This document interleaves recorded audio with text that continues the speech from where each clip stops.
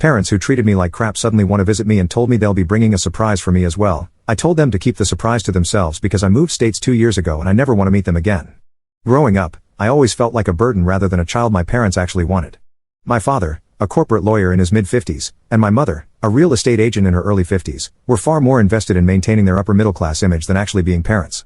They had me relatively young and it often seemed like my existence was more of an inconvenience to their lifestyle than anything else. In our family, appearances were everything. My parents liked to project this image of success and stability, but behind closed doors, things were very different.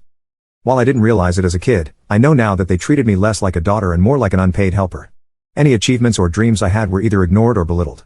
I'd bring home good grades or get awards only to have them brush it off, saying it's not a big deal. You're supposed to do well.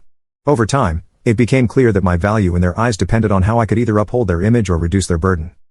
But things really escalated when I was in my last year of high school. Out of nowhere, my mom lost her job.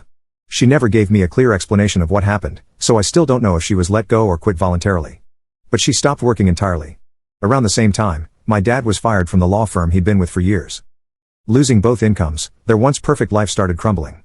They were struggling to keep up with the mortgage payments, bills and all the other costs they'd been accustomed to affording easily. Suddenly, all their pent-up frustration, desperation and financial instability were directed straight at me. I had been working hard in school, balancing my studies with a part-time job so I could save up for college and contribute to my own expenses. Eventually, I earned a scholarship that would cover most of my tuition, a huge relief given my parents' financial situation. But when I shared the news with them, expecting at least a small sense of pride or encouragement, all I got were questions about how that scholarship money could be useful to the family. My dad started dropping hints that I should stay home, give up the scholarship and work full-time to help with their financial burdens.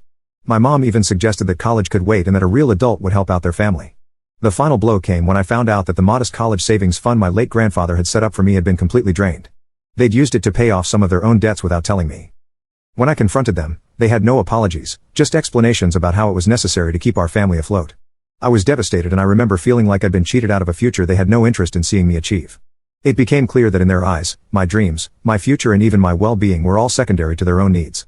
At that point, I knew I had to leave. So at 18, I packed up what little I had and moved to a nearby city to attend college on my own. I worked multiple jobs to get by, juggling my studies with waitressing, tutoring and any other work I could find.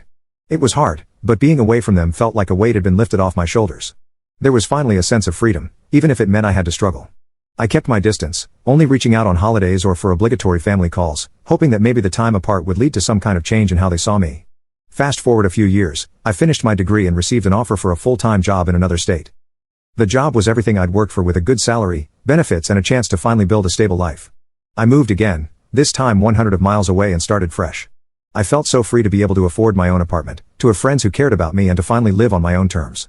The dream had come true. For the first time, I felt like I was where I was supposed to be. 2 years had passed since that move and I hadn't heard a word from my parents. I thought they'd finally accepted that I was done catering to their needs, but a week ago I received a message from them saying they wanted to reconnect and were planning a visit with a special surprise for me. They kept saying that I would be so happy when I got this surprise and acted as though nothing had happened, like we were just a normal family that had simply lost touch. Their message left me stunned. Here they were, reaching out after years of silence, pretending as if they hadn't manipulated and controlled me all my life.